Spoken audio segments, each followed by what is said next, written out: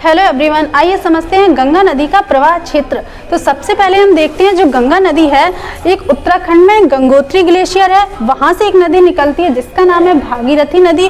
और उत्तराखंड में ये ग्लेशियर है संतोपत ग्लेशियर, वहाँ से जो नदी निकलती है उसका नाम है अलकनंदा नदी। जब भागीरथी और अलकनंदा नदी आपस में मिलती हैं जहाँ पर उस स्थान को कहा जाता है देवप्रयाग। वहीं से गंगा नदी की शुरुआत होती है। जब गंगा नदी आगे की ओर बढ़ती है तो कन्नौज में एक नदी आकर के गंगा नदी में मिलती है जिसका नाम है रामगंगा नदी, जो कि उत्तराखंड से आकर के कन्नौज में गंगा नदी में मिल जाती है। और हरिद्वार शहर गंगा नदी के किनारे स्थित है। ये आपको याद रखना है कि हरिद्वार शहर कौन सी नदी के किनारे है, तो गंगा नदी के किनारे स्थित है। आगे जा करके प्रयागराज यानी इलाहाबाद में एक यमुना नदी है जो इलाहाबाद में गंगा नदी में आकर के मिलती है। यानी गंगा की सबसे बड़ी सहायक नदी पूछा जाए तो यमुना नदी गंगा की सबसे बड़ी सहायक नदी है, जो कि प्रयागराज में गंगा से संगम बनाती है। अब ये आगे की ओर बढ़ती है तो ये गाजीपुर में गोमती नदी आकर के गंगा नदी में मिल जाती है। यानी गोमती नदी फुलर झील से स्टार्ट होती है, यानी फुलर झील से इसका उद्गम होता है, जो कि पीलीभीत उत्तर प्रदेश में है। वहाँ से जो गोमती नदी आती है तो आ करके ये गाजीपुर में गंगा नदी में मिल जाती है।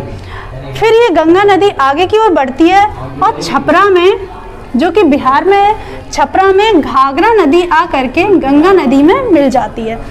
इस घाघरा नदी है वो दो नदियों से मिलकर के बनी है। एक नदी है शारदा नदी और दूसरी है घाघरा नदी। इस शारदा नदी का एक नाम है काली नदी, यानी शारदा नदी को ही काली नदी भी कहा जाता है। और जो घाघरा नदी है इसका दूसरा नाम है कर्णाली नदी।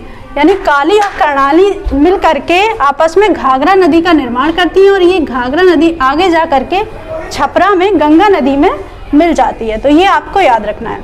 आगे देखते हैं हम, यही गंगा नदी आगे की ओर बढ़ती है तो पटना में, यानी बिहार में जो पटना राजधानी है उसकी, वहाँ पर एक नदी यहाँ से नीचे से आती है सोन नदी, जो कि पटना में गंगा नदी में मिल जाती है। और सोन नदी का उद्गम हुआ है अमरकंटक पहाड़ी से, जो कि हम लोग पढ़ चुके हैं। तो ये सोन नदी आकर के पटना में गंगा नदी में मिल जाती है। फिर ये गंगा नदी आगे की ओर बढ़ती है और सोनपुर में, यानी बिहार में सोनपुर स्थित है, और सोनपुर में गंडक नदी जो कि नेपाल से आती है और गंगा नदी में सोनपुर जिले में मिल जाती है। फिर ये आगे की ओर बढ़ती है और कुर्सेला, जो कि बिहार का एक डिस्ट्रिक्ट है, कटिहार, वहाँ पर स्थित है कुर्सेला। वहाँ पर कोसी नदी जो कि नेपाल से आती है, तो कोसी नदी आ करके गंगा नदी में कुर्सेला में मिल जाती है। और कोसी नदी को ही बिहार का शोक भी कहा जाता है। तो ये आपको याद रखना है, ये क्वेश्चन पूछा जाता है कि बिहार का शोक कौन सी नदी को कहा जाता है, तो कोसी नदी को बिहार का शोक कहा जाता है, क्योंकि ये सबसे ज़्यादा मार्ग बदलने वाली नदी है, जिस वजह से वहाँ पर सबसे ज़्यादा, यानी बिहार में सबसे ज़्यादा बाढ़ कोसी नदी के द्वारा ही आती है। तो ये आपको याद रखना है। फिर ये गंगा नदी आगे की ओर बढ़ती है और महानंदा नदी इसमें आकर के मिल जाती है। उस स्थान को कहा जाता है फरक्का बैराज, यानी फरक्का बैराज वहाँ पर स्थित है। फिर ये यहाँ से मुड़ जाती है और आगे की ओर बढ़ती है। फिर ये दो शाखाओं में बढ़ जाती है, यानी गंगा नदी दो शाखाओं में बढ़ जाती है। एक शाखा है जो बांग्लादेश में एंट्री करती है, यानी बांग्लादेश में जाती है, उस शाखा को कहा जाता है पद्मा नदी।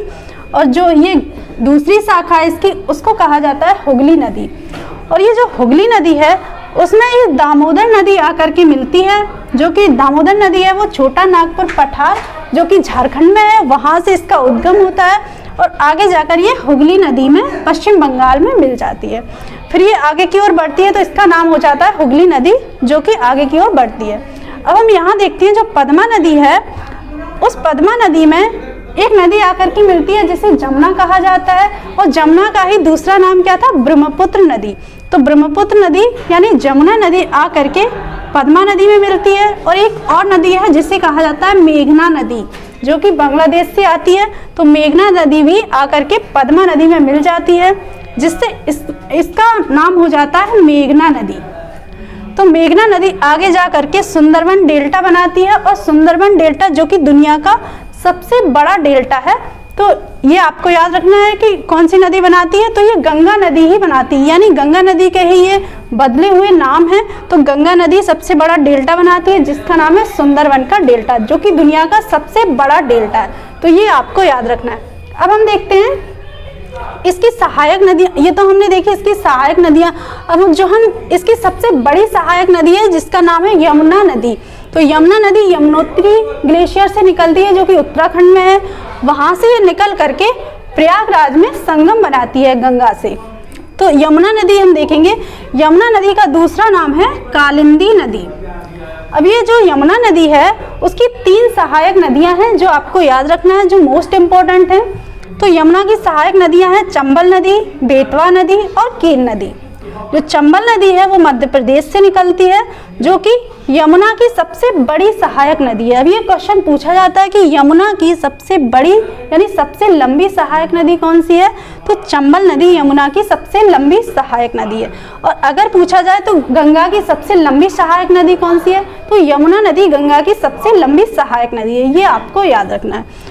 और जो बेतवा नदी है वो विंध्याचल पर्वत मध्य प्रदेश से निकलती है और आगे जाकर ये यमुना नदी में मिल जाती है। आगे देखते हैं केन नदी। जो केन नदी है यमुना की सहायक नदी है, जो कैमूर की पहाड़ियों से निकलती है और आगे जाकर यमुना नदी में मिल जाती है। अब यमुना की जो सहायक नदी है उनको हम एक ट्रिक से याद रख सकते हैं, जो ट्रिक है KBC। KBC से हम याद रख सकते हैं। के से हो जाएगा केन नदी, बी से हो जाएगा बेतवा नदी और सी से हो जाएगा चंबल नदी। तो उम्मीद करते हैं कि आपको ये गंगा नदी तंत्र और गंगा नदी का प्रवाह बहुत अच्छे से समझ में आया होगा। तो अगर आपको हमारा वीडियो पसंद आया है तो आप हमारे वीडियो को लाइक कीजिए, हमारे चैनल को सब्सक्राइब कीजिए और शेयर भी कीजिए। Thank you.